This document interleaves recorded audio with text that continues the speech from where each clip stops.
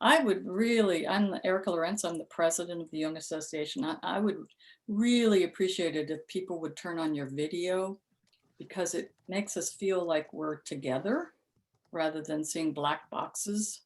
So I would really appreciate that. And mute yourself because otherwise we might get background noise. So this is the third of our 9 program. I can't hear. Somebody's not muted. Mm. Please mute everybody, please. Got it? Okay. So I want to thank my board, Chris, Penny, Ed, Mark, Elric, Jason, and Judy Hall is coming back onto the board. So this is wonderful. You just have a look. I can't hear anything. Can you please mute yourself? Who's that? Who's not muted? Is everybody okay? Okay. Okay, we appreciate any donation you can give us. You're the only way we get money. And we have a webmaster and we have Andy and we have expenses, and local analysts and therapists we don't pay them, but we do bring in people from the outside. So anything you can give us, there's a donate button on the website and on the email. So, and it's PayPal. So we won't have a break tonight. I mean, you can have a break if you want. That's pretty easy. We're not in a lecture hall. Okay, I want to move on here. Next month, we're going to have Lucia Manera, who's a Venezuelan. She's a Jungian analyst from Boston, and she's speaking on culture, diversity, and depth in an age of overwhelming change. And she has worked in Venezuela as a therapist, and she works in a mental health clinic in Boston for a very long time, 40 some years. And she's going to be talking about her work with other cultures, cross-cultural work and minority work. And I think that's really relevant right now. We've tried to pick topics that are really relevant to our COVID crazy times. Oh, thank you, Andy. It says donations. Thank you. In the chat. Okay, tonight we have the archetype of the apocalypse, which I think we're living through right now, right, Ed? And very much so, yes.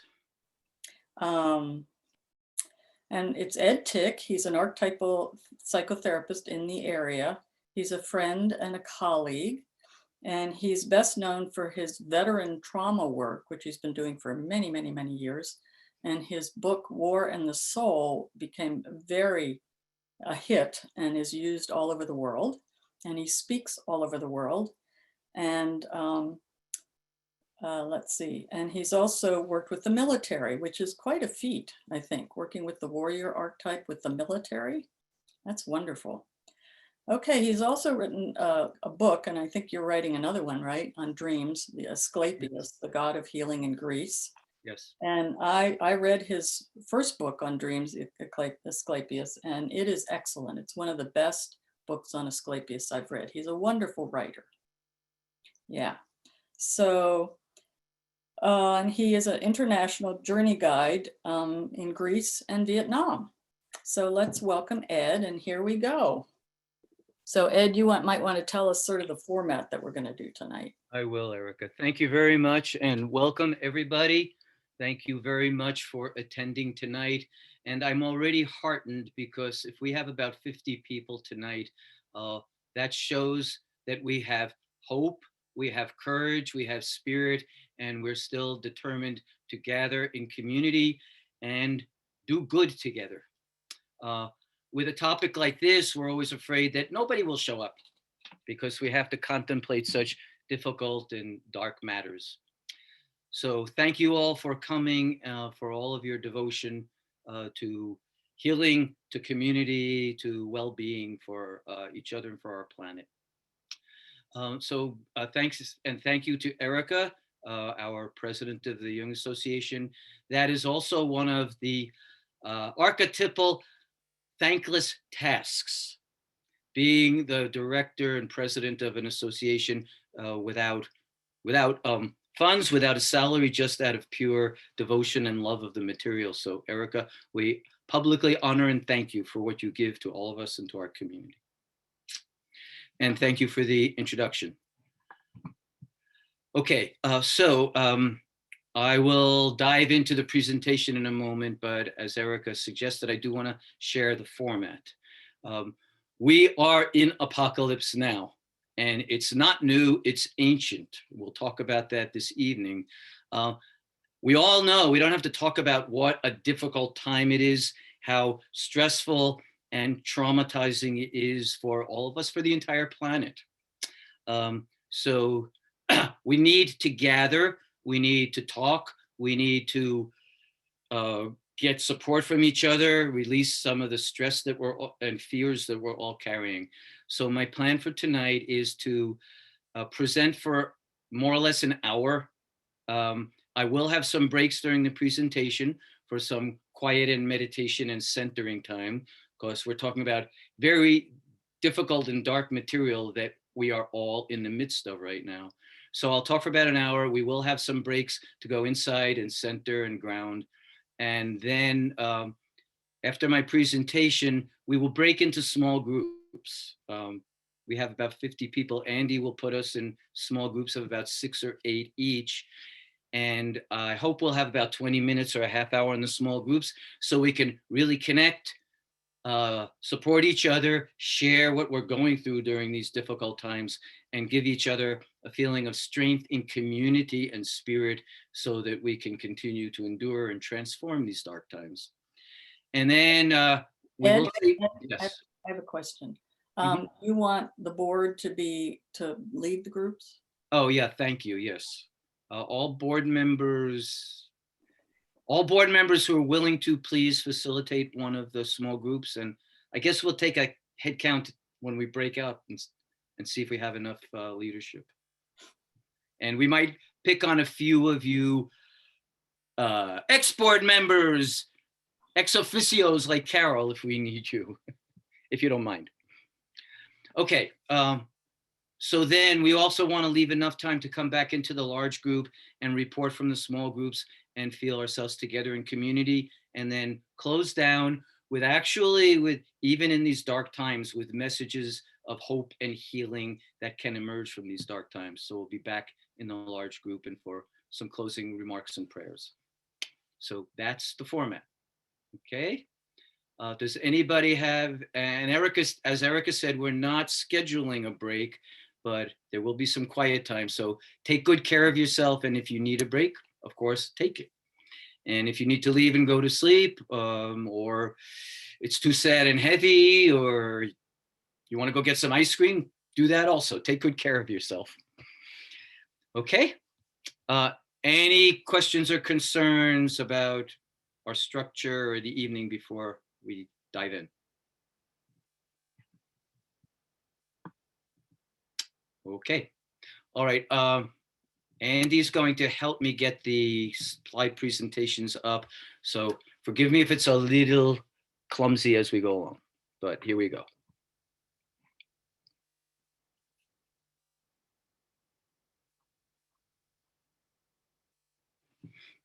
Okay, great. We're up. Thank you.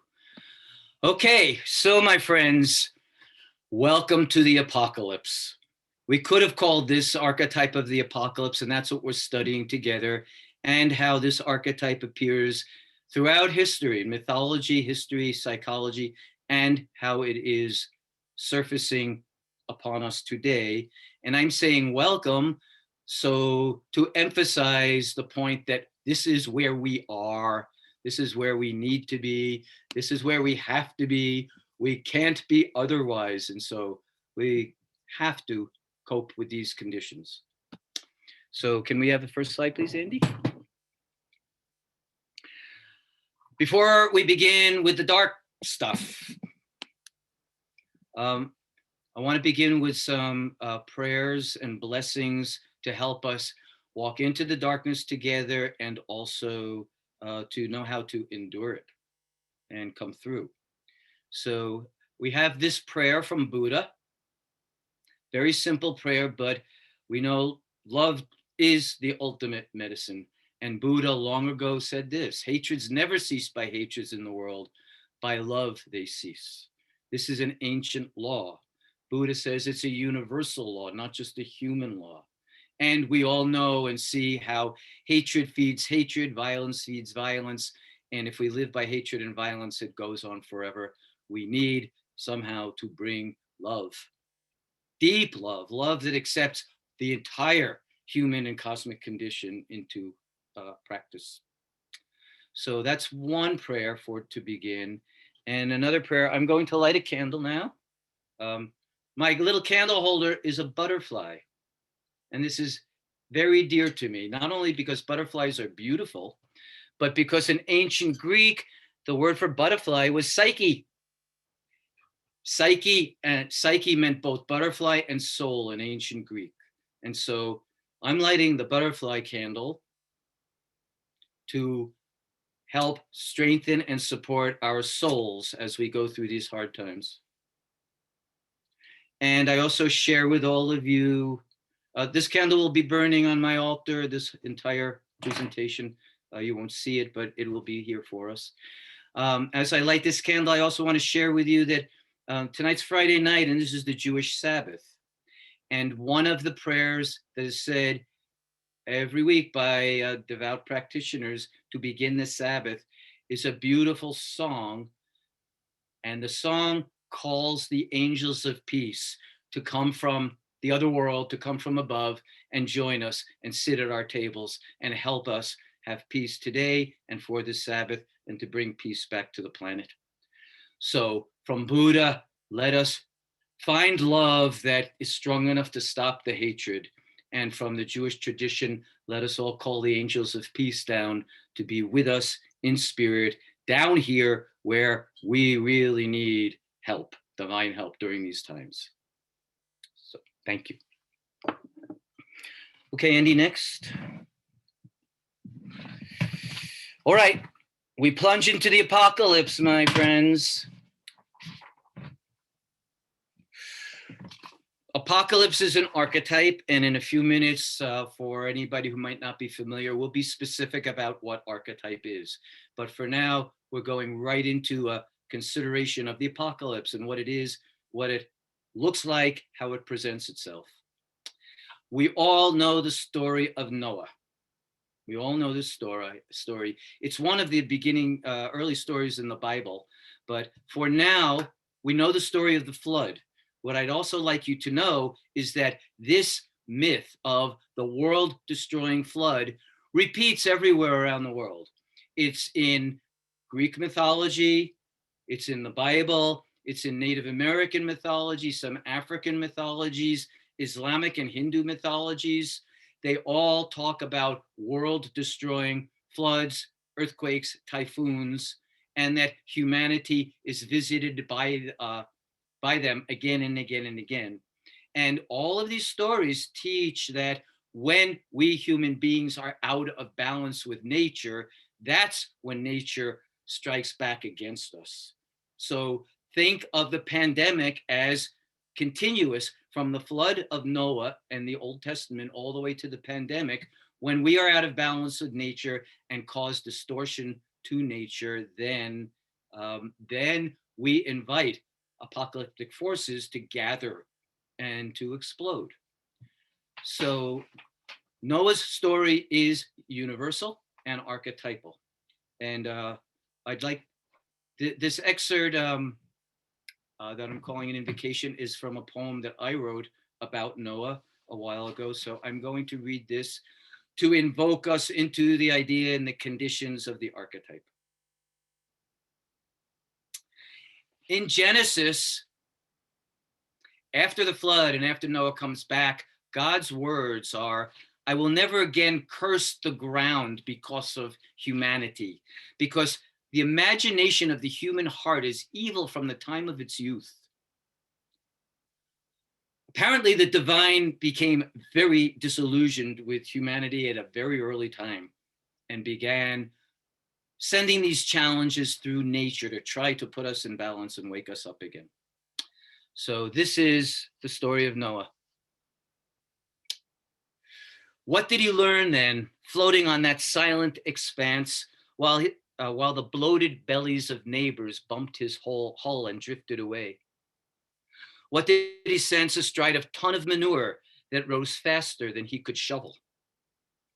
What did he feel, this caretaker of all remaining life, as the last fawns and kids bleated helplessly from drowning rocks? And what finally left him when the deluge withdrew and land that could still sprout olive branches revealed its litter of white and staring eye sockets? He knew his duty. We must thank the Great One. Noah's first act, to roast a large bit of the little remaining clean flesh as sweet sacrifice for being saved. His second act, to plant a vineyard and press wine and drink until he passed out in his own filth, then awakened, cursed, and banished one son of three for looking on his nudity. After the flood, Eden was not even memory. O universe, you have been skewed by the powers of our hands, and we who taste your rain and tornado, your typhoon and your blizzard, we who sweep the refuse of seed after the cleansing wind has passed, we who float, give you our own flesh in apology and retribution. Okay, Andy, next, please.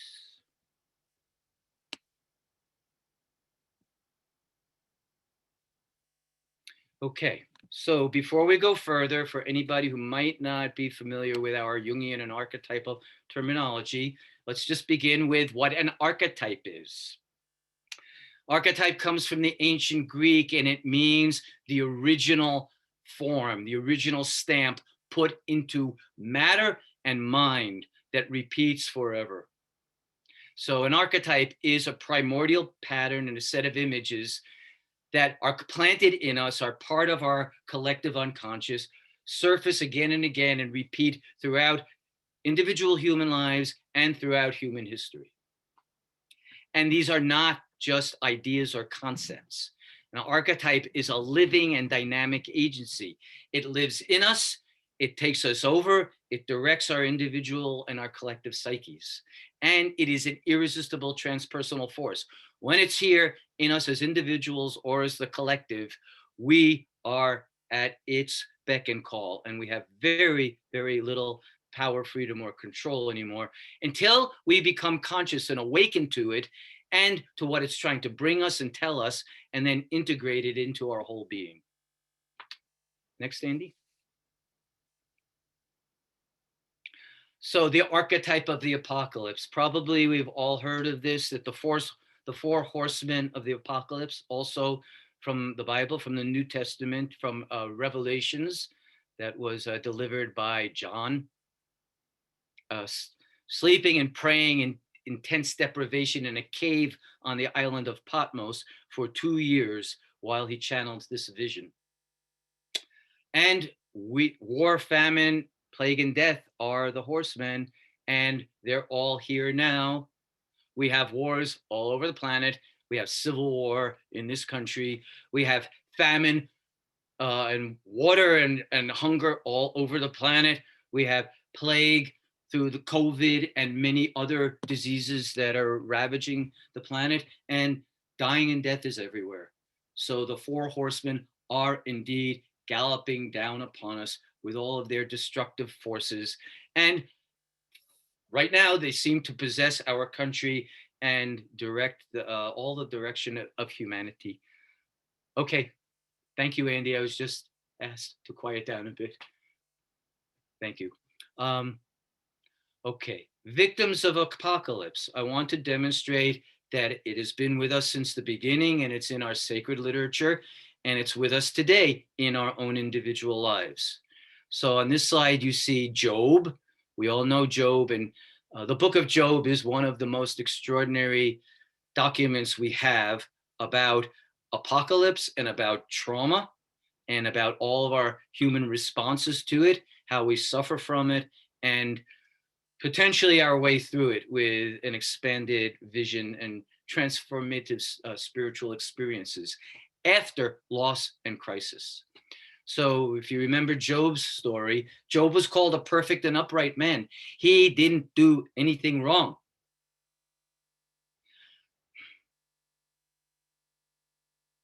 when my father was dying 3 years ago, and my wife Kate and I were by his side, he was praying hard at the end, and one of the very last things he said, he wasn't talking to us, he was talking to God. One of the very last things he said in his agony was, oh God, I didn't do it. It wasn't me. I don't know what he meant, or that he thought he was being punished. He suffered terribly. He had a very difficult life and a very difficult end. And to hear him like Job crying on his deathbed, God, I didn't do it. I was innocent. I don't understand. That's how the archetypes come through us. That's how real they are. So Job is one archetypal story that visits us again and again. But on the right, you just see one patient's story of many, many, many that many of us who are healers have worked with, and we know this. So many archetypal forces visit each of our lives. In this person's story, archetypal apocalyptic trauma for many generations back from the old country that this person's ancestors came from, through many generations until they arrived here. Traumatized family members arrived here. They tried to get a life started. Their family was cheated and robbed. Their businesses were robbed and destroyed. There was physical, emotional, and sexual abuse and mental illness in this family. When in adulthood, the marriage broke up and children were stolen. The person was unjustly fired from employment, and everywhere this person appealed for help to the legal and the social service system, help was denied. Couldn't get any help for any of these conditions. So this person individually, in all they inherited from their ancestors, from their family of origin, and in their own lives here, experienced apocalyptic crises, put it all together, and this person's life is one history of apocalyptic trauma that they're challenged to understand, integrate, and heal from. And many, many, many of us, perhaps all of us, have these very difficult, complex stories. So when I'm working with my trauma survivors, I very often have them create a trauma timeline from as far back as they can go in their family history, all the way to the present, to see how they too are not just dealing with one trauma, but a lifelong inheritance of traumatic conditions that amount to apocalypse. And they are, like Job, survivors of apocalypse that have to find their way off the dung heap and through these challenges. Next, Andy, please.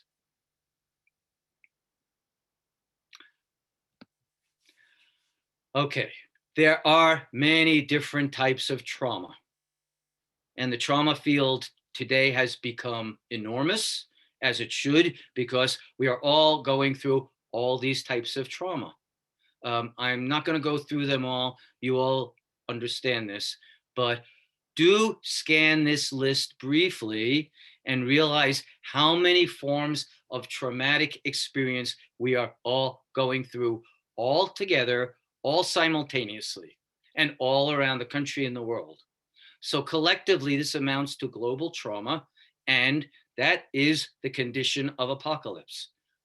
Trauma breakdown on every level: physical, emotional, spiritual, social, cultural, intellectual, moral, climate. They're all breaking down, and everything is in breakdown, and we don't know, but we hope it will reconstitute afterwards. We'll talk about that later as the hope that apocalypse brings us. Next, Andy. Okay, so we are contemplating dark and difficult things.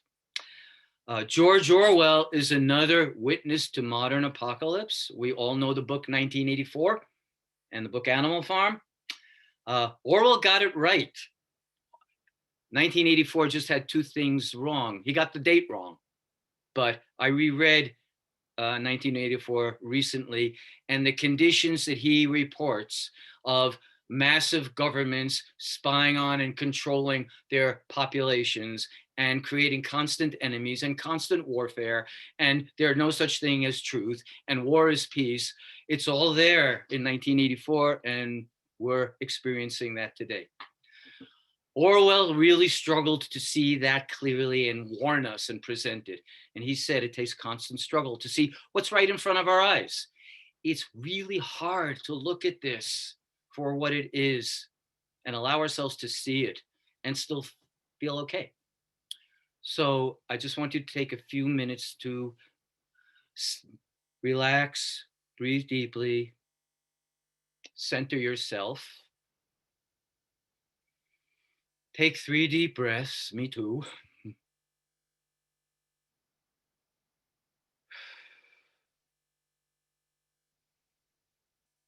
And just gently look around at our country and our world.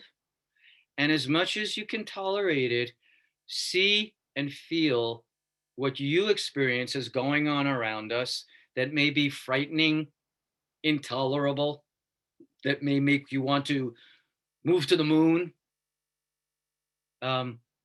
Suicide's on the increase. Some people don't want to be here anymore because of the conditions we're in. We don't want anybody to go that way.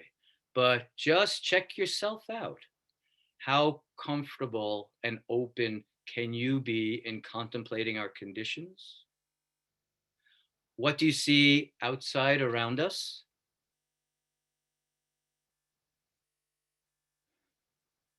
And what do you see inside? How are you doing as we travel together through these conditions? And so far for now, we'll talk more about it later, but for so far, how are you taking care of yourself now? And what else do you have to do to take care of yourself if you really let yourself have a full vision of the difficult apocalyptic times that we're in?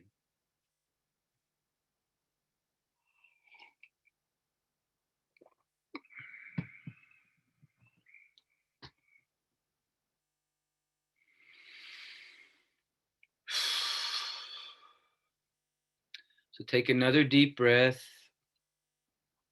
Remember what you're seeing and feeling and be ready to carry it with you.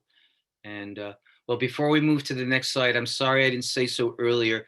We are going to have small group time and we'll have time to talk then.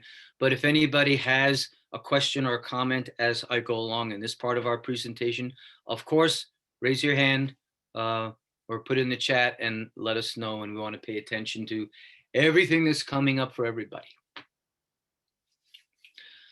Okay, Andy, next, please. Okay, so we discussed what archetype is, and now we're going back to what apocalypse is and what it originally means. Apocalypse also comes from the ancient Greek, just like archetype does, and it comes from these 2 words, apokalypsos. Apo means from. Calypsis is the covering that over something. So literally, apocalypse is to take the covering away and to reveal what is underneath and has been hidden.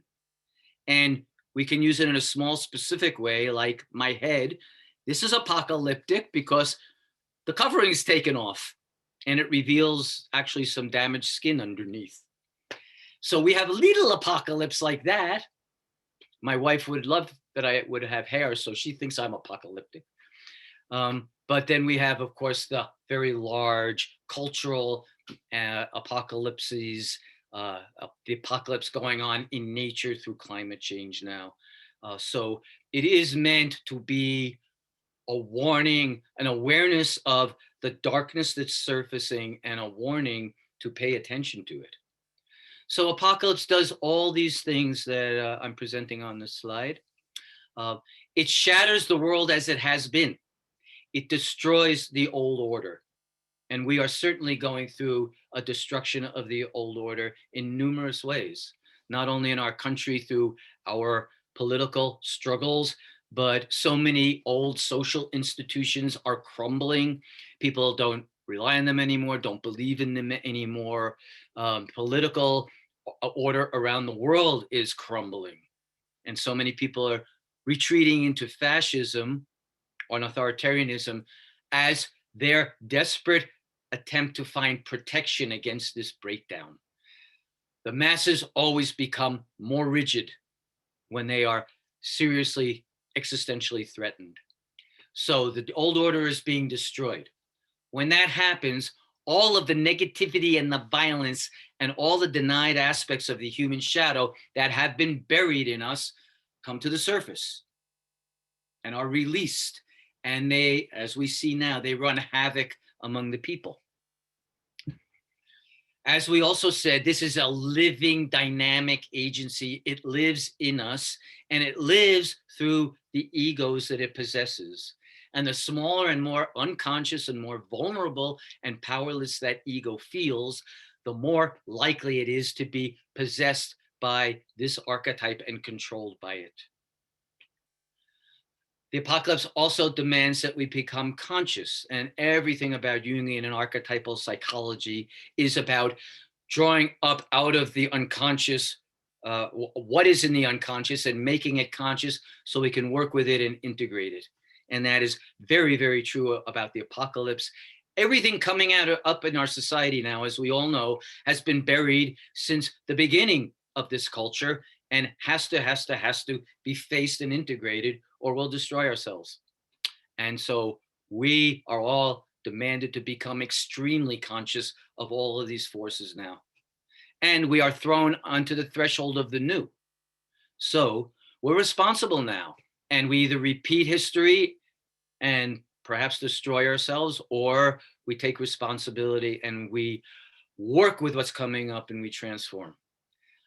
So that's the hope in apocalypse, that the repressed shadow material in individuals and in the culture can come to the surface, where we can become conscious of them and work on them to integrate them and right those conditions.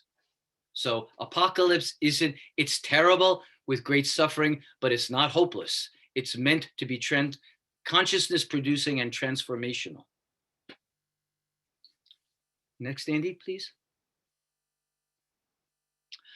The shadow. There's really good reasons that we should be frightened of the shadow, and especially its collective power, because the shadow is primitive and elemental. And we don't usually think this way about our religion and our spirituality, but our core religious traditions teach, in fact, that this elemental power, the destructive powers, the powers that are in the shadow, are also of the divine. And you see, I chose, the Judeo-Christian tradition and the Greek tradition are the two roots of Western civilization. So you see, I chose two quotes from the Bible, from the Judeo-Christian tradition, that declare, among many, many, many others, how powerful the divine is, including in its darkness. Death and Leviathan and the gates of hell are all also of the divine and planted in us. And in all the ancient traditions also, war was put in God's hands. So God created, or the gods created war and gave them to humanity. And that war itself, as you see from the Greek tradition, Zeus and war are the same thing. War belongs to God, to the gods, to the chief god. Might and violence are the fulfillment of God's commands. There is so much elemental power that is beyond us. And when it stays unconscious, it continues to have extraordinary power.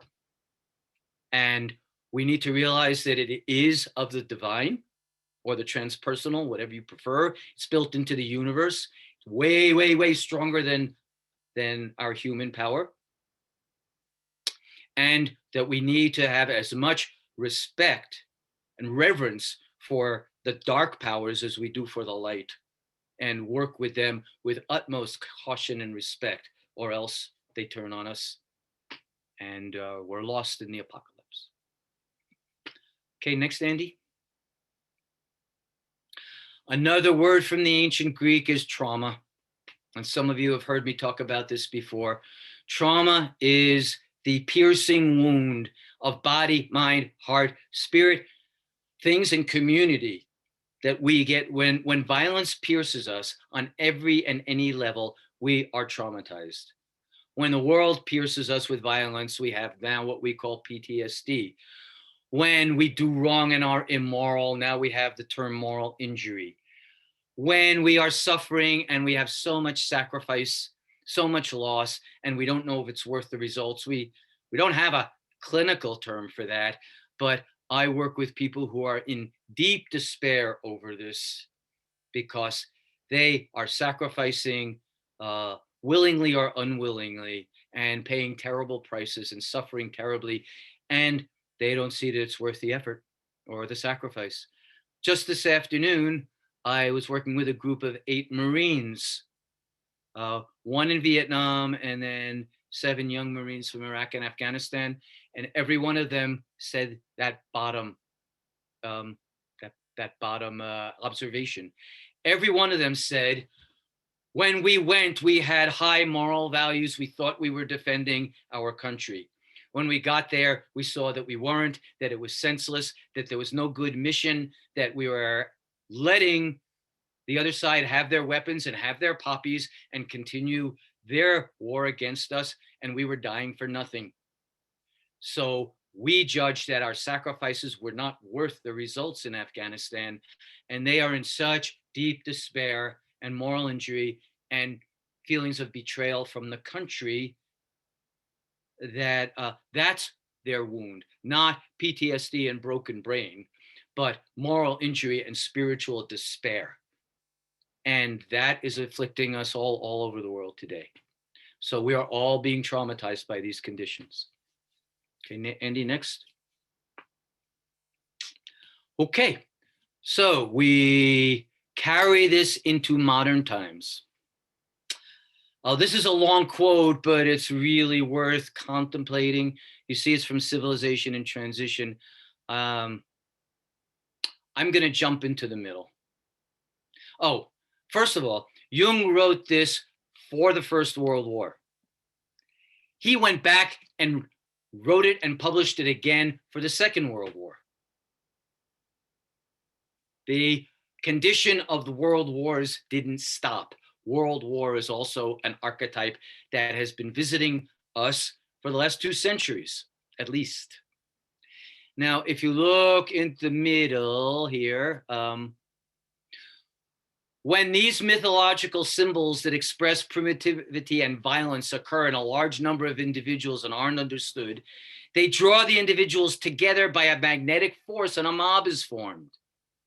See if this I hope I don't offend anybody's political beliefs today, but we have to be honest with each other. Does this sound at all familiar? The mob's leader will be found in the individual who has the least resistance, the least sense of responsibility, and because of his inferiority, the greatest will to power. He will let loose everything that is ready to burst forth, and the mob will follow. That's where we are. That's where our country has been.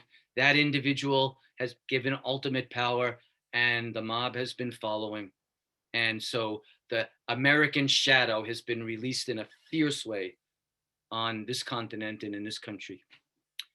Next, please. For those who don't know, Edward Edinger was one of the principal Jungian analysts and theorists here in the United States, writing in English. And he does have this important book that I take this quote from, Archetype of the Apocalypse. So I highly recommend it if you want a deeper psycho-spiritual understanding of what we're all going through. But look what he says. The earth-shaking event is already taking place. It manifests in international relations and the breakdown of social structures in the Western civilization, political, ethnic, and religious groups, as well as in individual psyches.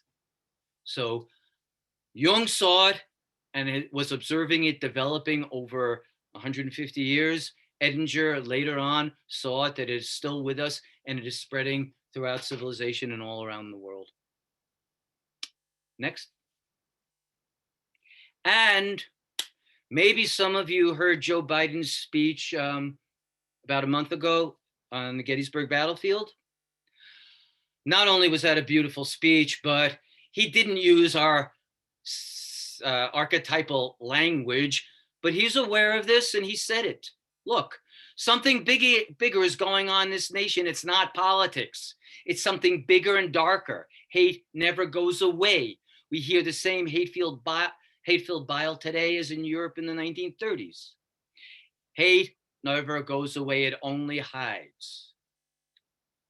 When it's given oxygen and the opportunity to spread and treat it as normal behavior, which is what's been happening here, we've opened the door in this country, and Biden says we must quickly move to close it. And then he helps under his administration. Hate will be given no license, oxygen, or safe harbor. The point is that the leadership does set the tone for whether we open or close the doorways to the unconscious, and what we allow out of the unconscious. And Biden is aware that there is hatred deep in America, deep in the American experience, and buried there hiding, and it comes rushing out with it when it's given those opportunities. So he wants to shut that door to the American shadow again. Next, Andy, please. And another way that the apocalypse manifests, this painting is called Transitions. It's by a friend of mine who is Adrian Montegano. I hope he's here. I can't see everybody. Adrian, if you're here, thank you for channeling the vision and for loaning us your artwork. Even if you're not here, thank you. Adrian meant this picture to be a representation of where we are in the cosmic cycle now. Transitions means the turning of the cosmic ages. You see all the fish skeletons? That's the age of Pisces that we're leaving. And it is characterized by a masculine domination and hierarchical structures and violence and conflict.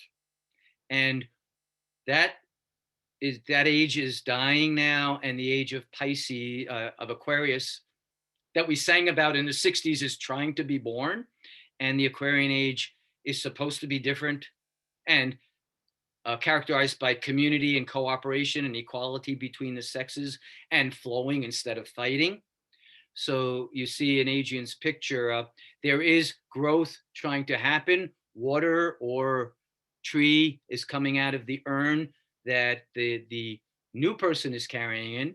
And maybe we're getting help from the spheres, because some people say there is extraterrestrial life and they're watching and waiting for us to be receptive so they can come and help us. Who knows what comes in the next stage, but Adrian portrays it through his artistic vision. And this is very important. If we don't understand the imagery, we don't know how to interpret a painting like this.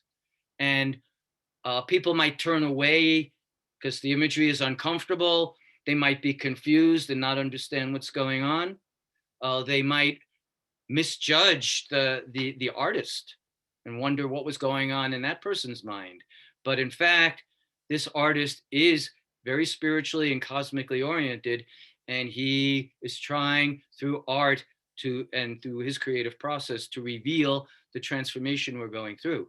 So be aware that the apocalypse and its imagery also comes through the creative process and through unconscious processes.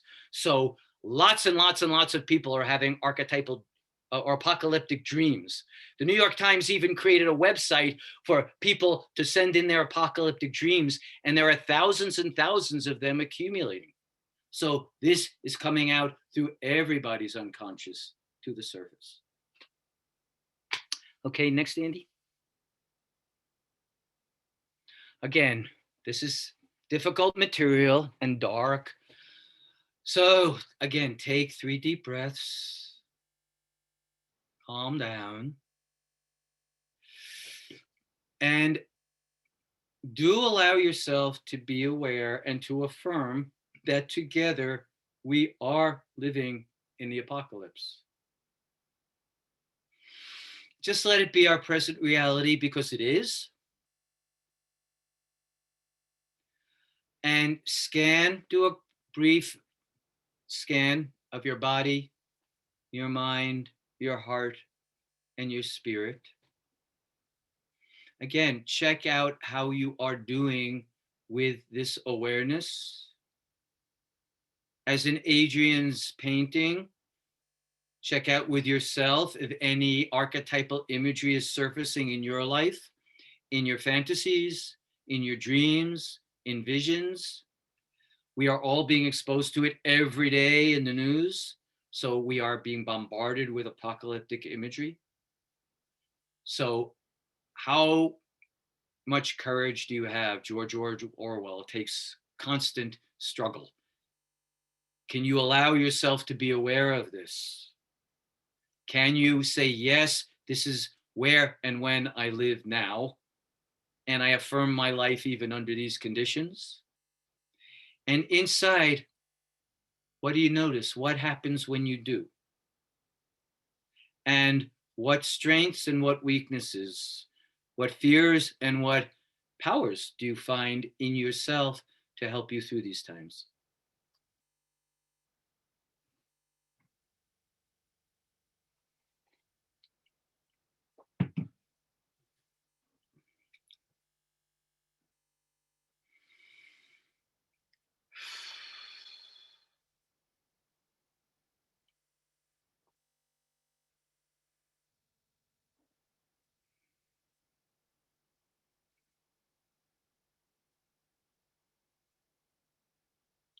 When you have these kind of contemplations and meditations now, or when you watch your dreams, or if you're meditating on your own, also be aware that other archetypal imagery that is either collective or special to you may also surface as part of a response to help you cope with the archetype that we're in now.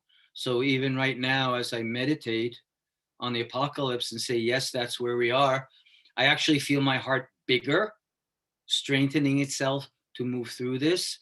And I also see a vision of my inner warrior who has been around my whole life, helping me through challenges and psychic and cultural battles.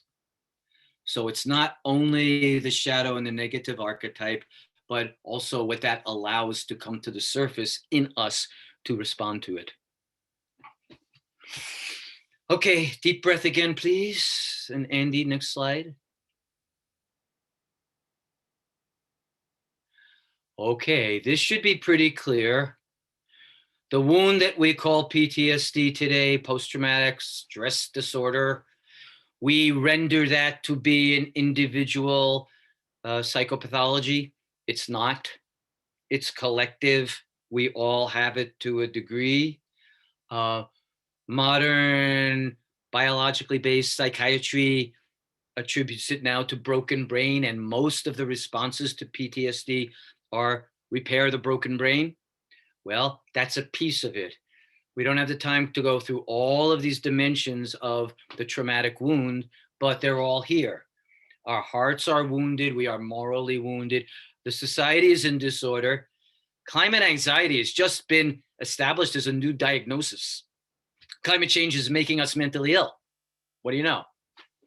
These other issues are, we're not completely initiated. We're still in the dark night of the soul. We're all in identity crisis, individually and collectively.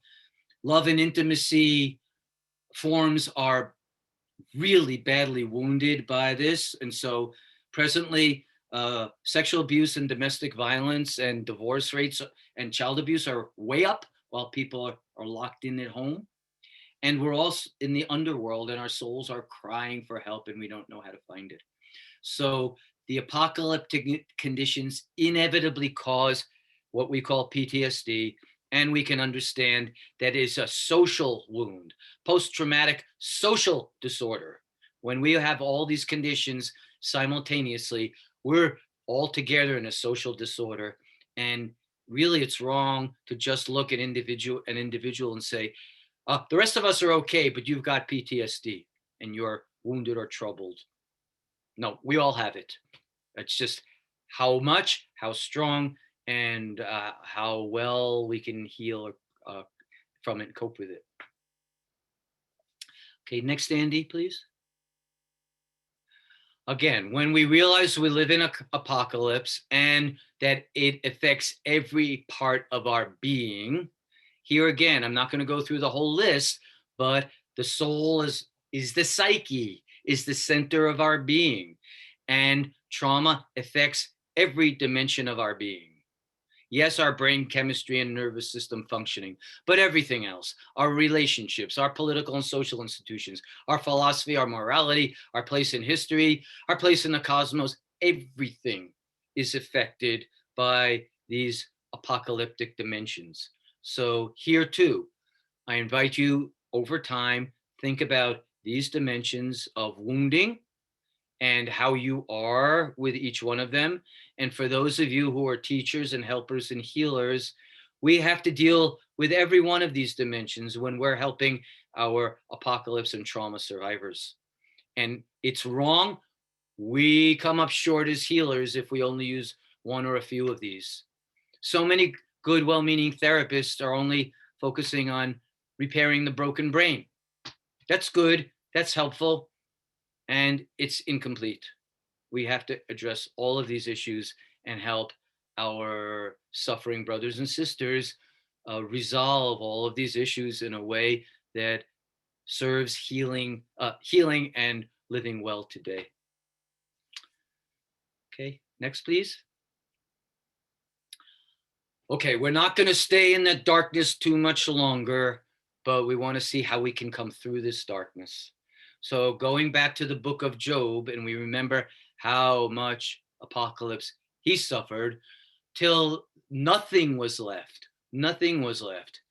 His home, his farm, his animals, his livestock, his children, his wife, his health, his friends, the therapists, the comforters were therapists who diagnosed him and told him it was all his fault. And it wasn't.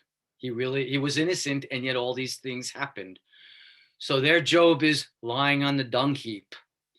And only then, when everything else has failed and he is in the deepest of the dark night of the soul, only then did he finally collapse and with God, and was given a massive vision of divine power, of the Creator's original power, of the design of the universe. And what impact did that have on Job? This: I know that thou canst do all things, and no purpose of yours can be thwarted. I have uttered what I did not understand, things that were too wonderful for me. I had heard of thee by the hearing of my ear, but now my eyes see.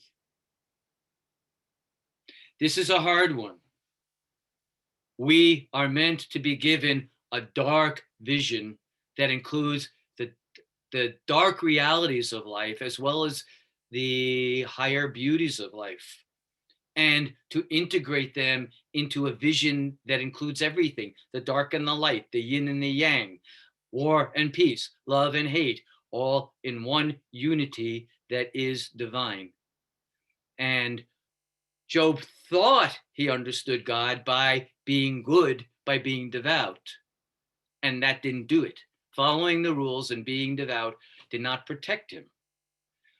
Understanding that every one of us is a small piece of a great universe and a great whole, and we're all affected and afflicted by the whole, and allowing ourselves to see the whole, and that it includes suffering and war, the horsemen, and it includes death as part of its wholeness, and all that wholeness is of the divine. That's where Job got, and only when he got there from a vision, not from human intervention, but from a vision from the divine, did he finally have a resolution and settle back into life, and was able to rebuild his life, and everything was restored. Okay, next, Andy. So I want you really to absorb this little quote from Jung. Suffering is not an illness. We in our modern society and mental health system and medical system, diagnose just about every form of human suffering as if it were an illness. We give it a diagnosis. We throw pharmaceuticals at it. We have boxes for how we're supposed to treat it. No. Buddha said life is suffering. Jung said suffering is not illness. They're both right. We need to allow ourselves to suffer, to recognize suffering and how it's different from illness, and to transform our experience of these times so that we don't define apocalypse or any of these traumas as pathology, but rather, like Job finally got to, oh, this is a tragic reality that also is somehow of the divine.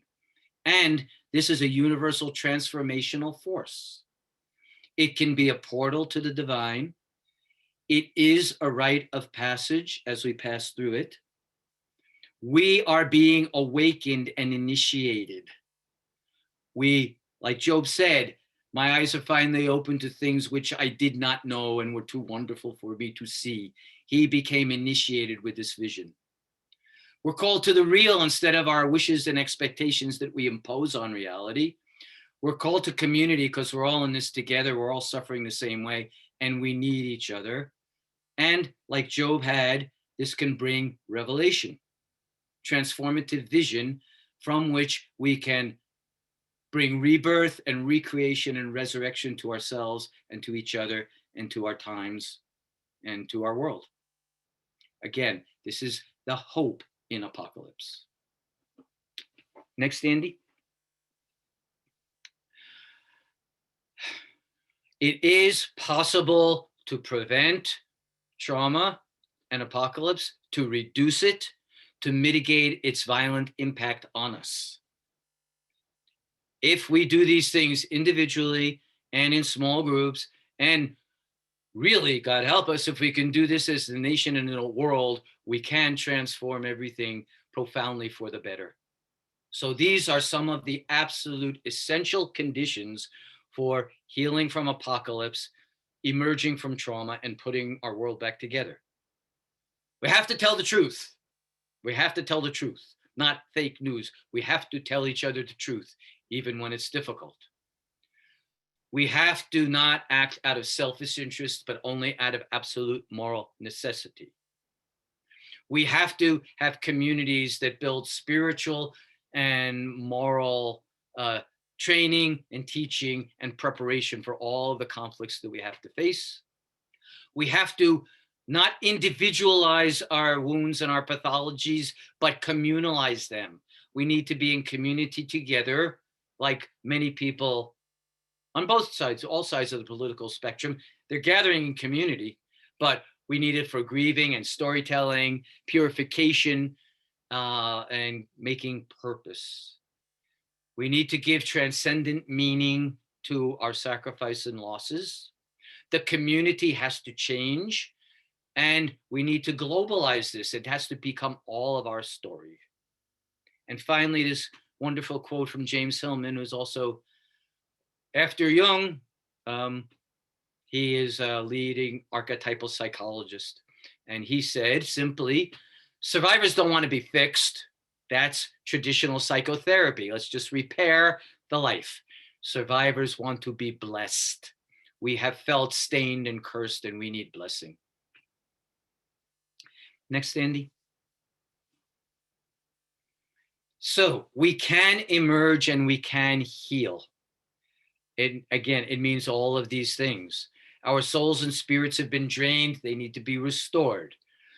Our archetypes have been distorted and wounded, and we need to examine all of them, not just the apocalypse, but the mother archetype, the father archetype, the king and queen archetype. That's what we're considering now in the presidency. Who are going to be the kings and queens guiding us? We have to restore and heal and cleanse that archetype. We have to reconstitute our communities.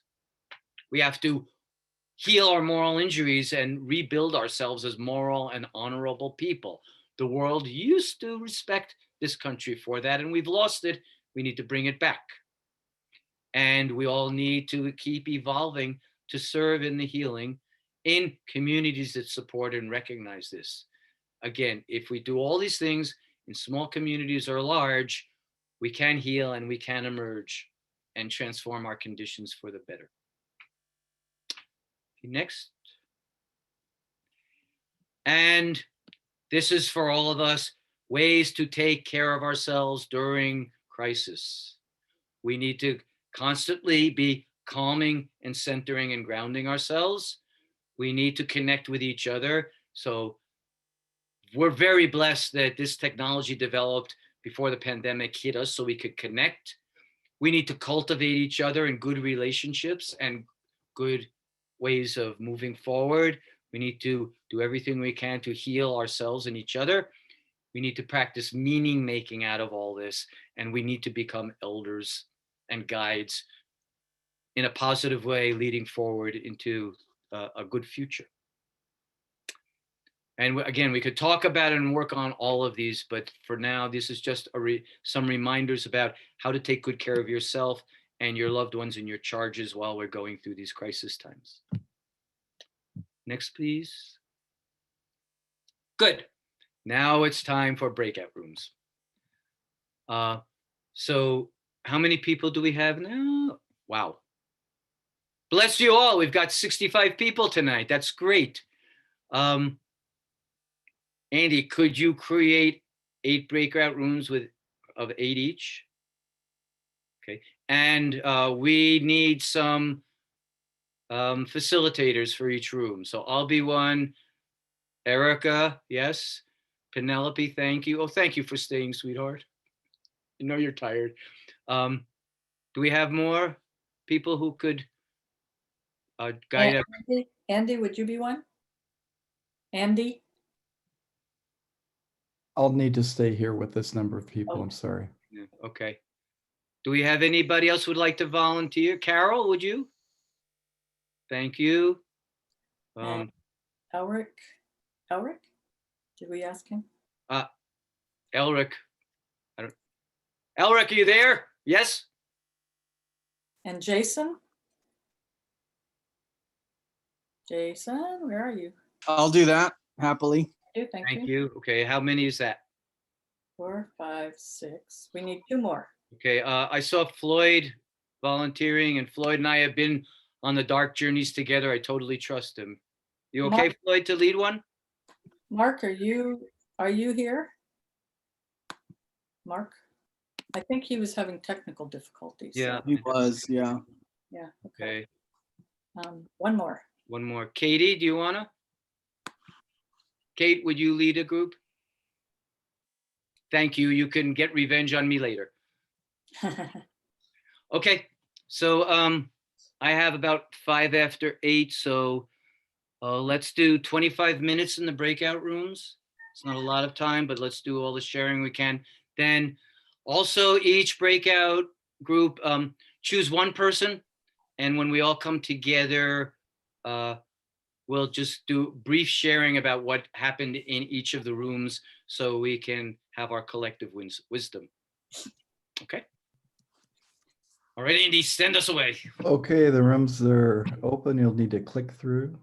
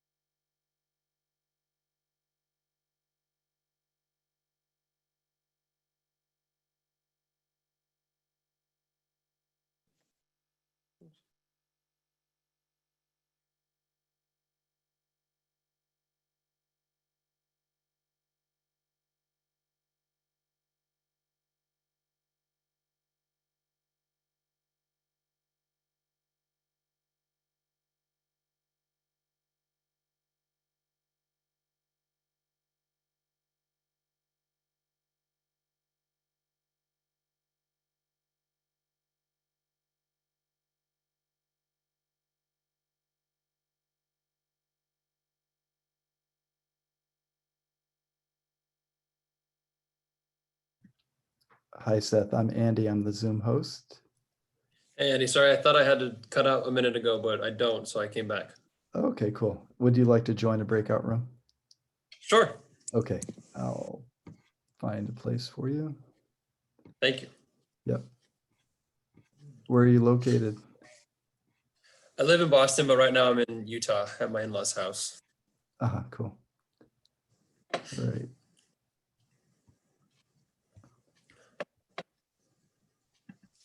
And you've got about 20 minutes left. Okay, thanks. You're welcome.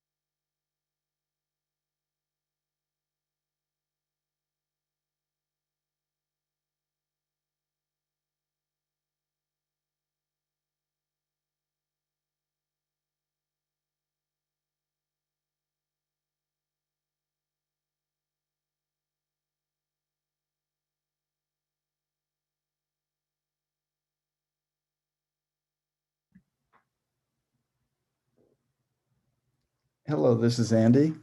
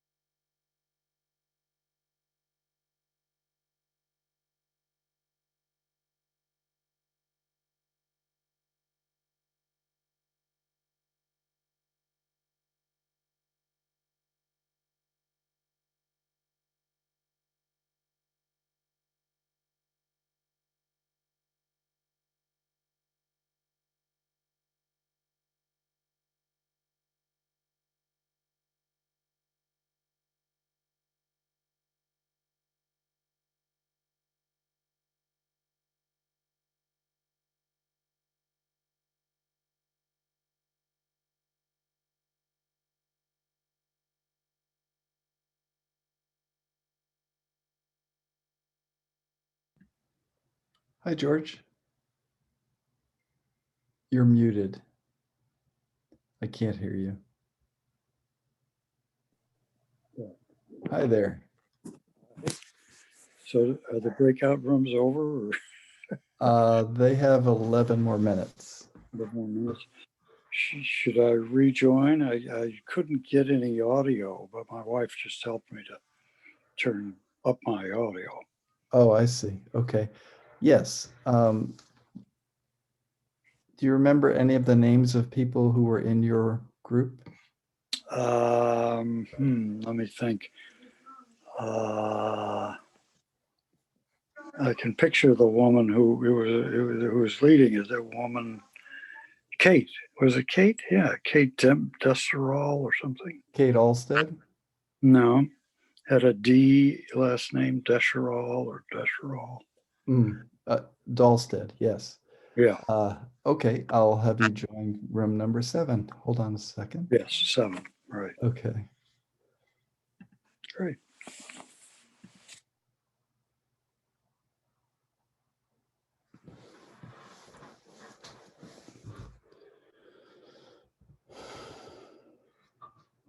Dahlstead.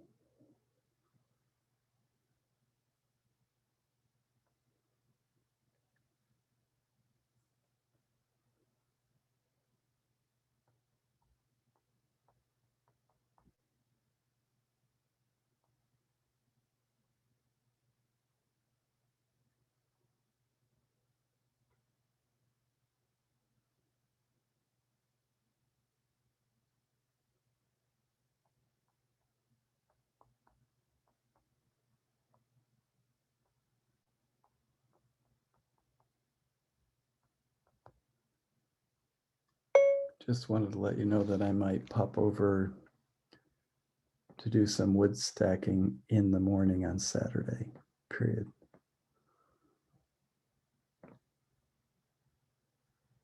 Please let me know if for some reason that would be a conflict, period.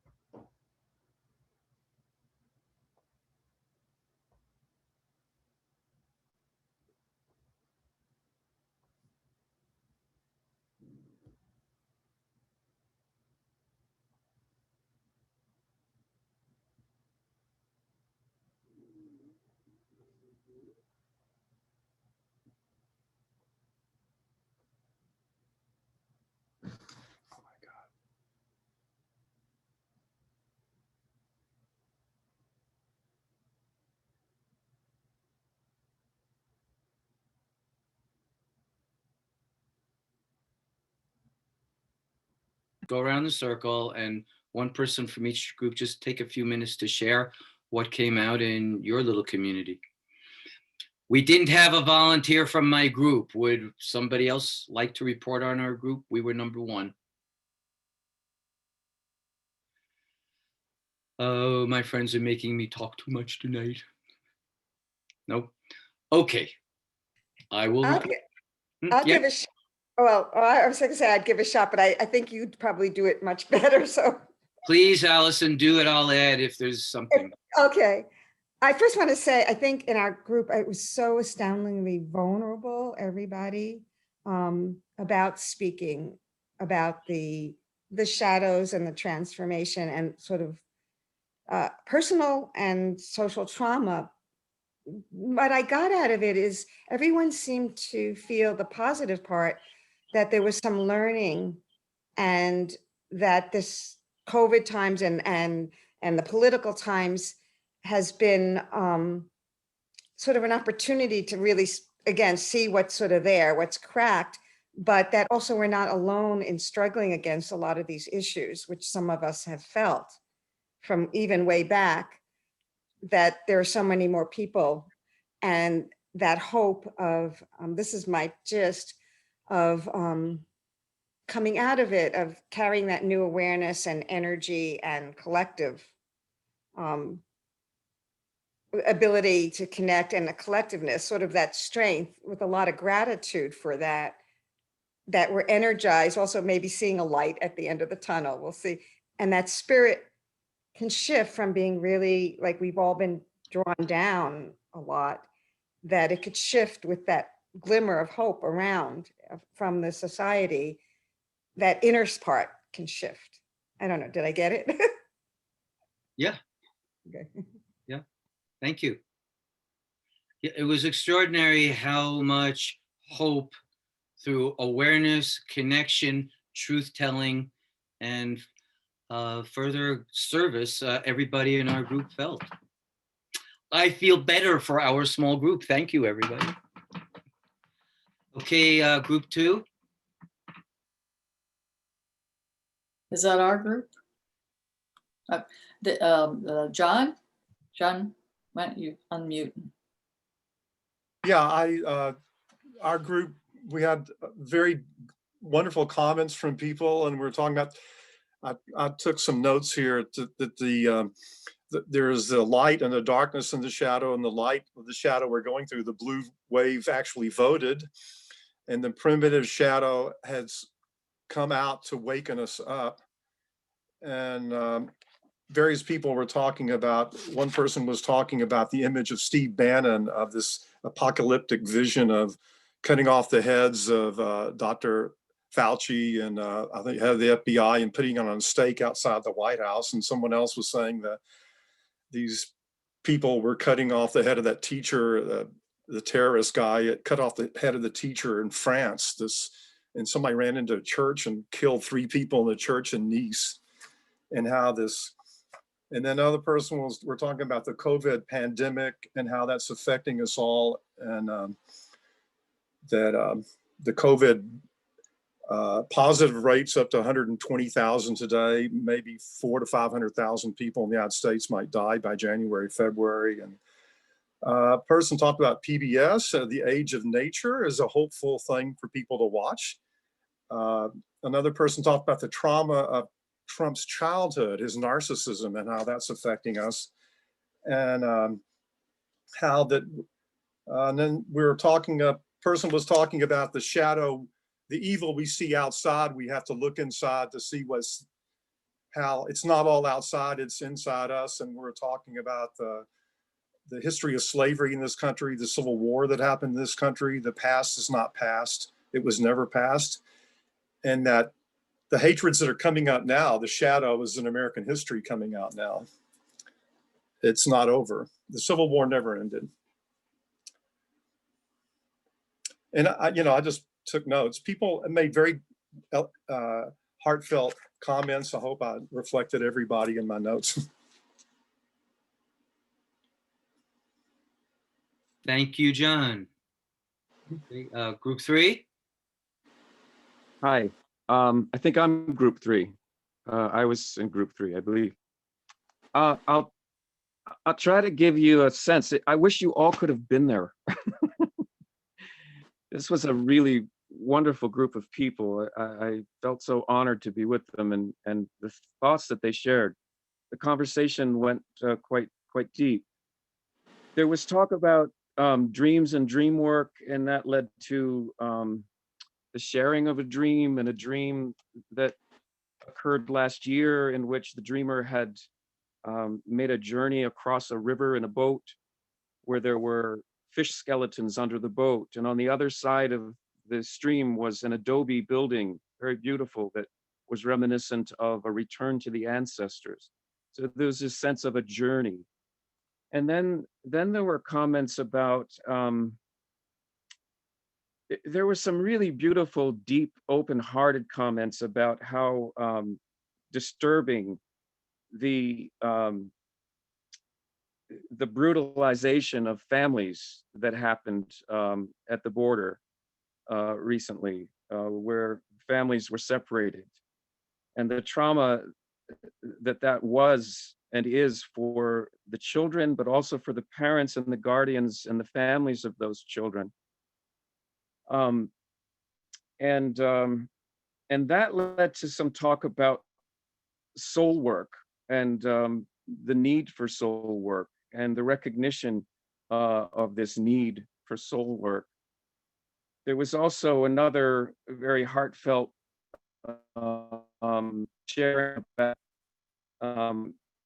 as she washes her hands, she thinks of all the mothers in the world who don't have water to wash their hands, who have to carry water, who don't have water to do the basic daily things that are necessary to take care of themselves and a family. And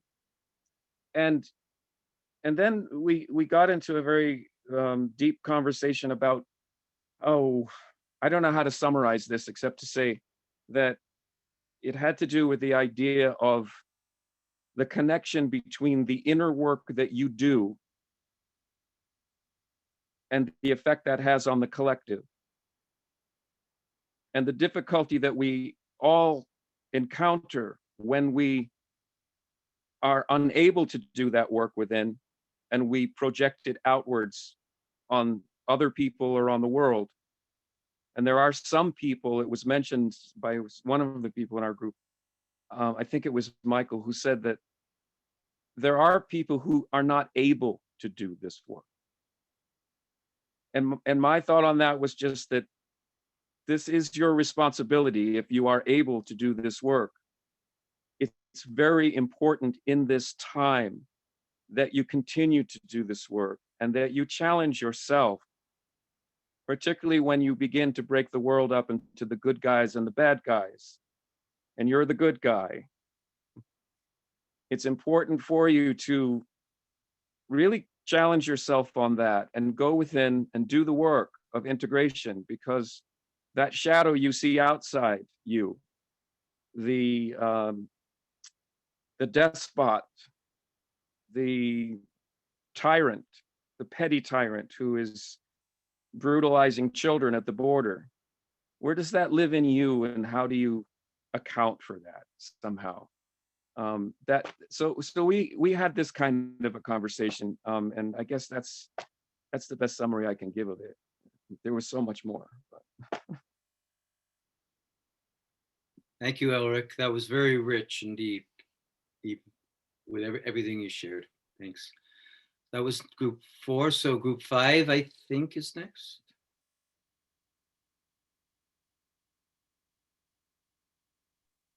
That was group 3. So group 4 is next. Oh, okay. Thanks. Okay. 4? Was I 4? You are now, Penny. Thank you.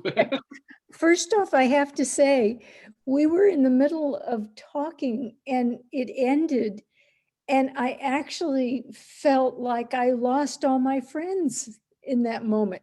I had an attachment experience that was really surprising so quickly.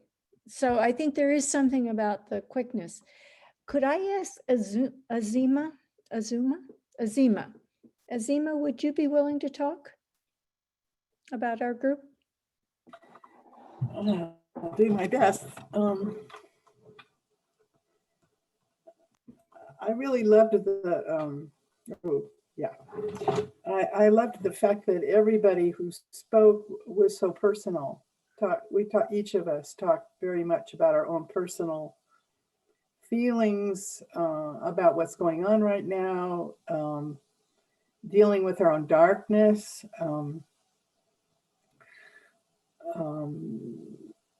some hope mixed right in with all the fear. And there was a mention of this movie Francesco, which is about the Pope, which I'm now dying to see, about how You want one more? What's that? What? Oh, about how he seems to hold all the issues that are part of this apocalypse that we're in. And that feels really important to me, that we recognize that there's all these faces of it. There's the pandemic, and there's the politics, and there's the environment, and they're all connected to each other. And I had the same feeling, Penelope, of how connected we were. And then when it was gone, it was like, no, who took my people?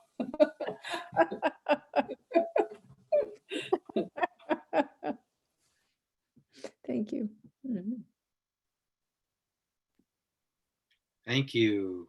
So are we up to 5, group 5? We were 5, so I think you skipped 4. Well, I don't know what group we were, so maybe we were 4. Doesn't matter. Do it. Thank you. Andrew, would you like to share? Yes. Hi. I think we were group 7, if I'm not mistaken. But yeah, I too felt like kind of a bond, and I thought that the 25 minutes went by very quickly, and everybody, our mutual concern with the extreme polarity happening, the projection of shadow content, the generally scattered condition of the American psyche right now, and the ecological crisis. I know that one gentleman had talked about swimming in the ocean this summer, and another spoke about the unseen apocalypse of the insect kingdoms. That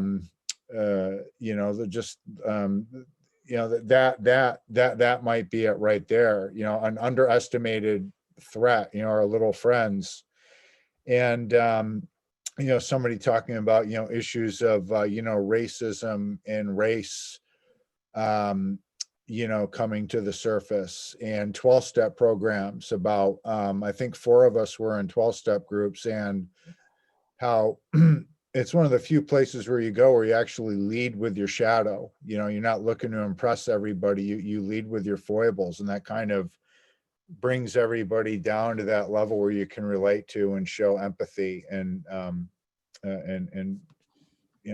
activate some of the noble aspects. So I thought it was great. Thanks for asking me to speak. I know that there was more that was said, but really, the environmental crisis, and again, how these are all related, but just being honest. I think being open and honest, and admitting your own dark side instead of projecting it onto somebody else.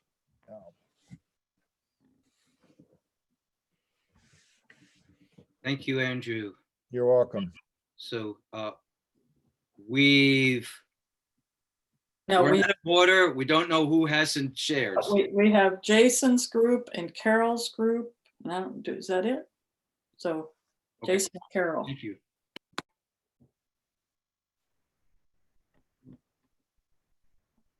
I defer to Carol. We were in the same group.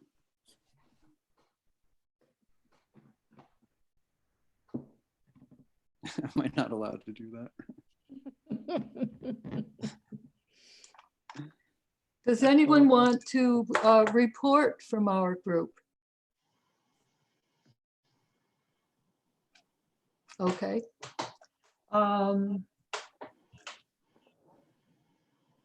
I think first that there was some deep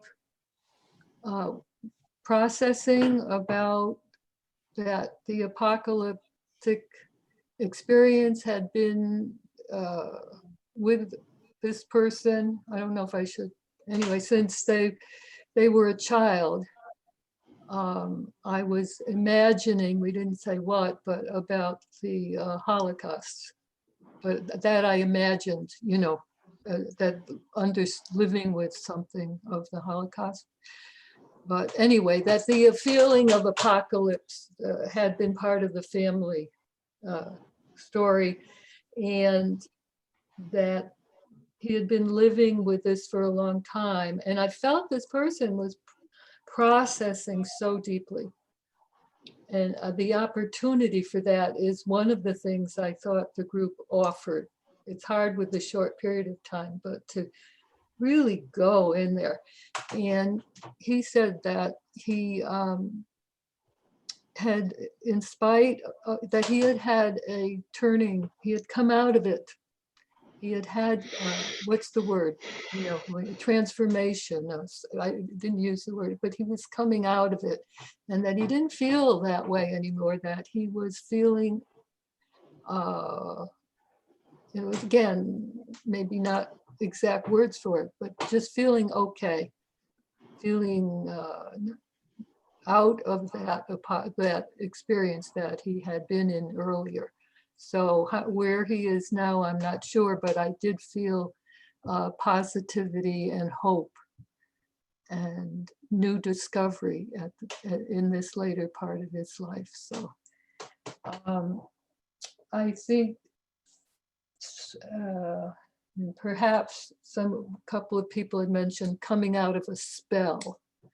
That was an interesting concept, right? Coming out of a spell. Innocence had come up, and it reminded me of coming out of the spell of innocence, a very American experience. But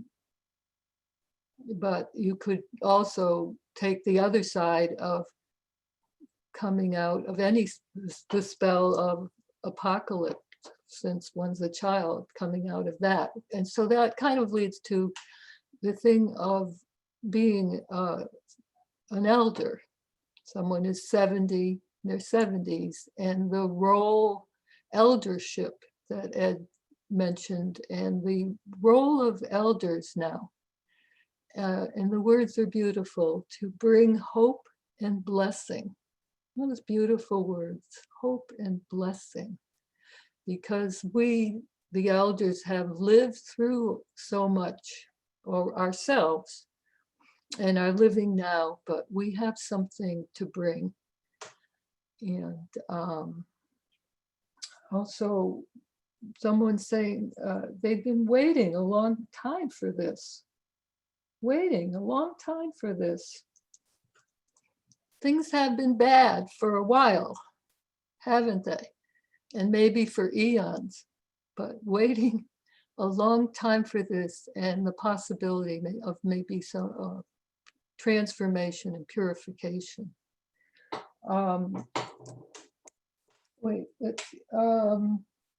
Also, you know, again, there were people seemed in a timeline of movement over time, talking about sad that with Bush, they thought things were bad, and that would be the end of it, and things were going to get better. And instead, they got worse. So that things don't move in a straight line at all. But that's an interesting question of how evil and apocalyptic experience evolves over time. Many people were feeling relief today, and the relief feeling communal because of the election results, possible election results, and the communality of that, and sharing all together, both the relief and then the beauty of relief following anticipated death and destruction.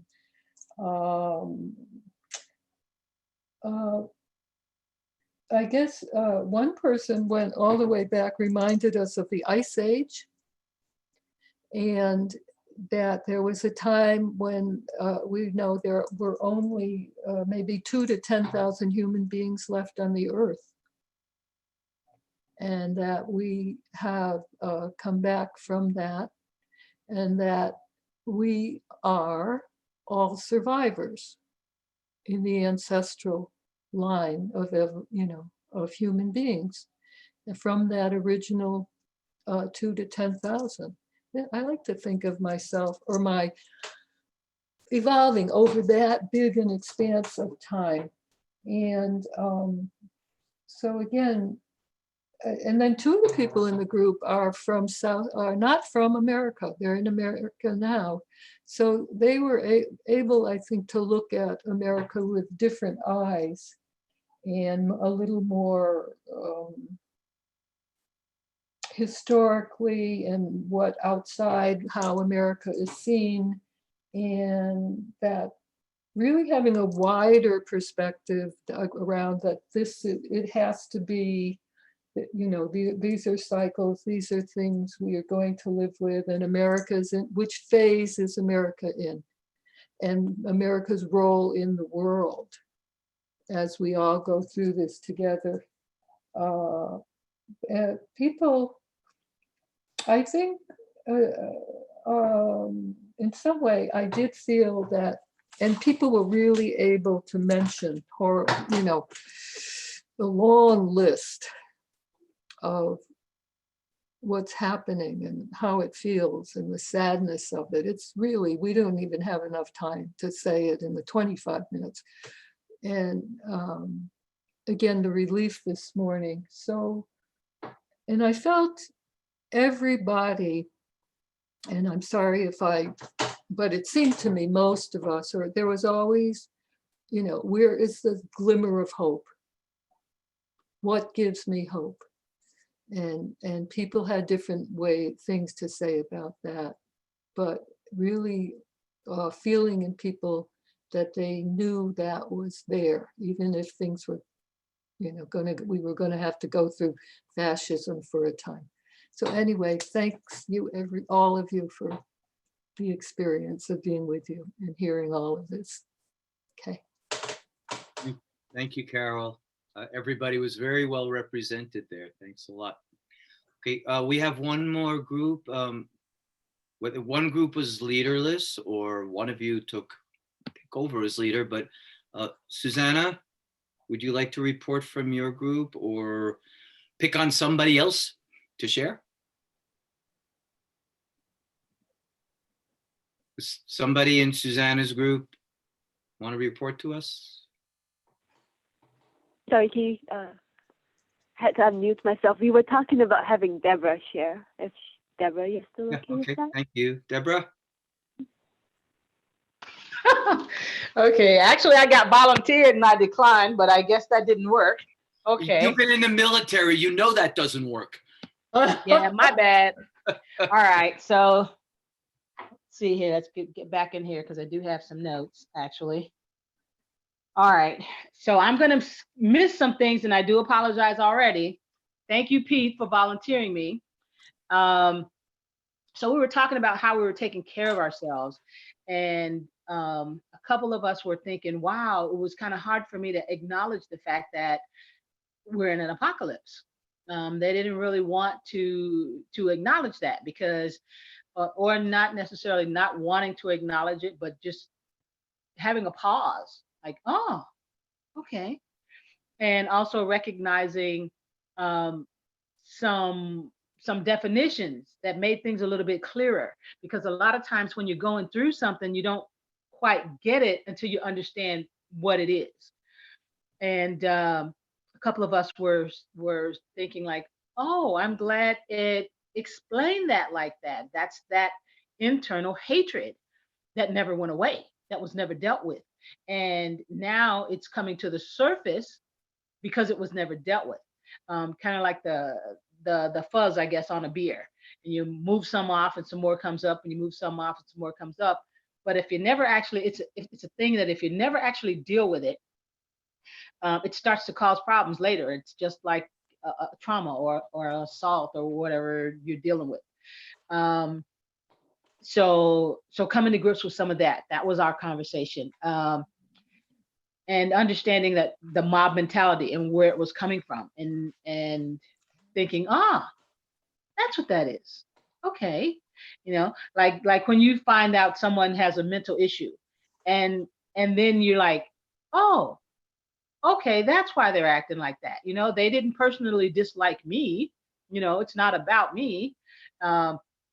So when you start to understand more things, you tend to deal with things differently, understand things differently. They don't affect you so harshly, because then you begin to realize, okay, that's really not even about me. We were saying, like, with self-care too, making time for the lecture was a form of self-care for us. Talking about things that you maybe don't want to talk about, or conversations that don't normally come up across the kitchen table, or across a coffee with a friend. You know, you're not necessarily talking about the apocalypse or mob mentality. You know, you're not, things that come up in the groups that we have here, things that don't normally cross our mind, and it allows us to think about them and to express our thoughts about them and to listen to other people's thoughts about them, because not everybody has that same thought process. And that's not bad. It's just the fact that if you take the time to understand the next person, then maybe the next step will be a little bit different. You know, if I talk to you and I find out, oh, you're sitting there because you can't walk, you need a wheelchair. So maybe my next move could be to get that chair for you, you know, to come into community and to help and to be a part of moving forward with things. Let's see. There were like 4 other things that I didn't write down, because I knew they weren't going to throw me out there like this.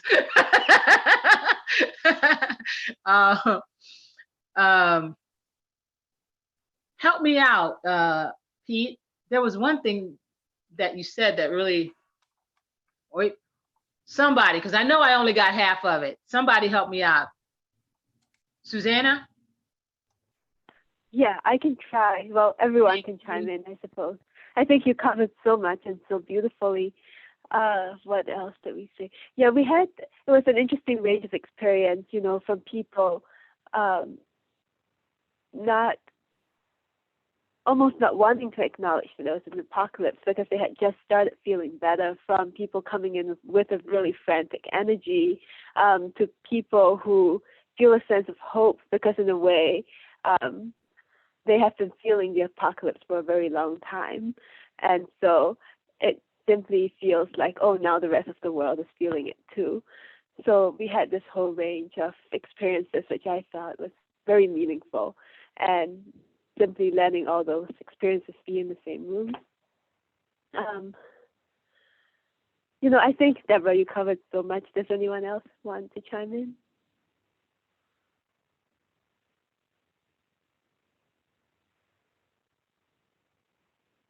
Yep, I think that's it for our group. Okay. Well, thank you very much. Thank you, everybody. I'm deeply touched and pleased. I was concerned that this program that our society decided to give tonight would be too frightening and painful and a turnoff, and that we would only have a few people, or that you would all leave in the first few minutes. To hear how all the groups shared and processed, and the degree to which, even in this short time, we built solidarity and commonality and community, and most of us came out with hope, as well as all the pain and fear we have, is really beautiful and extraordinary. So thank you all. Please hang around for about 5 or 10 more minutes, and we'll close down together. So Andy, can we go back to the few slides that are left, please?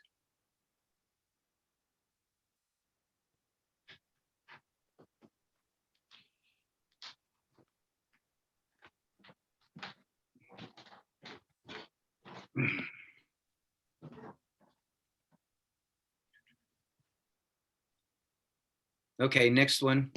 Yeah. All right, well, this is what we've been talking about and what we discovered together. This is another quote from Edinger's book on the apocalypse. And after all of the darkness and the fear and the suffering, apocalypse also means the momentous event of the self coming into conscious realization. The world has been shattered as it has been, but it's followed by reconstitution. It's not the end of life. It's not the end of the planet. It's the end of the old world order that was covering up the shadow and all of the negative forces that were in the shadow. And look how much we've shared tonight about how all of us are relieved that the cover is finally off and we can face these things together and transform. So the hope is taking the cover off, allowing the shadow out, and we purge and purify, and we become conscious of what was unconscious, and then we can transform and rebuild the world in a better, more functional, more communal world order. Okay, Andy, next, please. Oh, I love this quote. And to continue to give us hope through the dark times, we've had the world wars. We had the concentration camps. We had, and our countries made them too, and Guantanamo and what we've done to the immigrant children and our Native American people and in our ghettos. They're everywhere in different forms. This gentleman, Carl Roeder, was an inmate in Dachau. For 12 years, he survived Dachau. And in his memoirs, this is what he said. No power exists in the world that is capable of destroying humans as spiritual beings. So this is hope for us as well. We're all glad that the shadow has come to the surface. And the shadow is also, as we said, of the divine, of the spirit. And when we make it conscious and integrated, we become fuller, more real, more aware, and more empowered. And we affirm that we are spiritual beings, and even these terrible crises won't crush us, but we can survive them. Okay, next, I think it's the last one. Yeah. Okay, so I'm closing with this slide.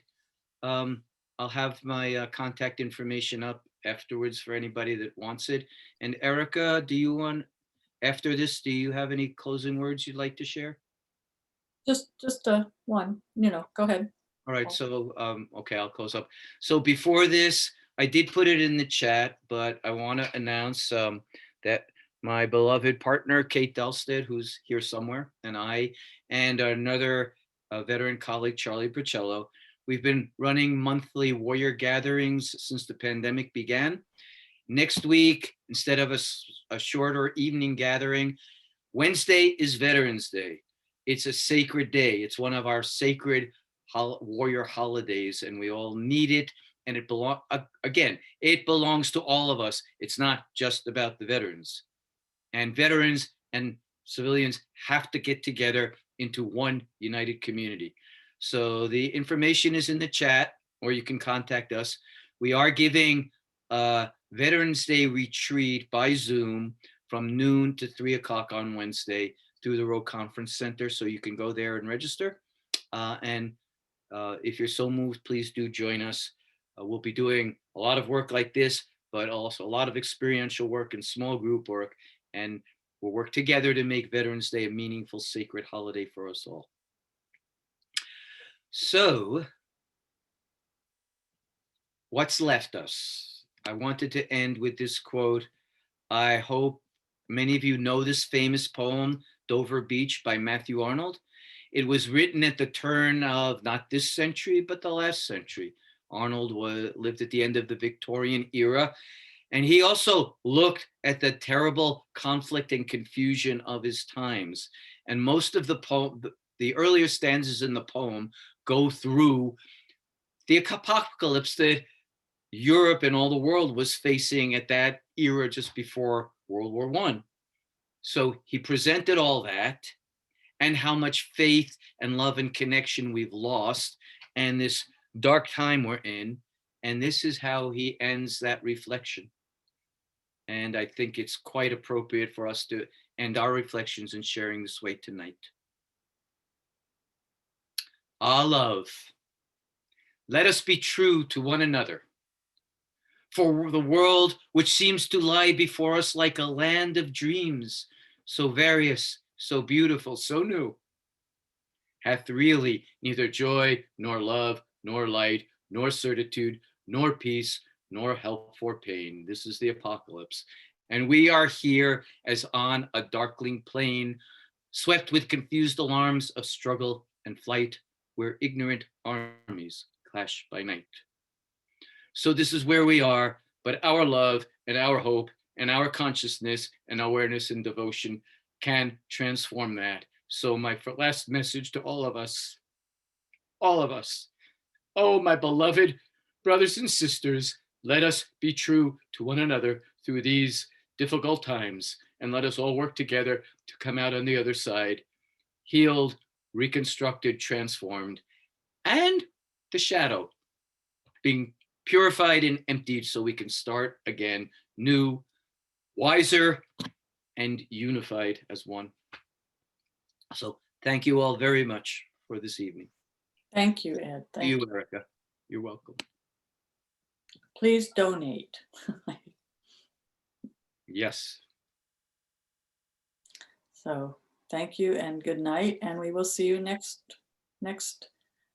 the first Friday in December.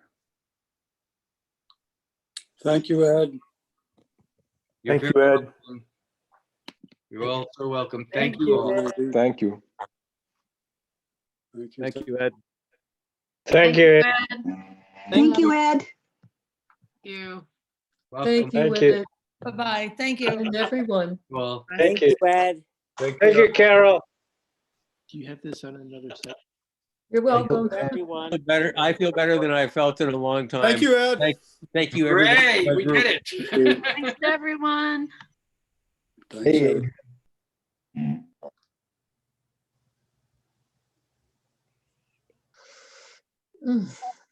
Hard to end.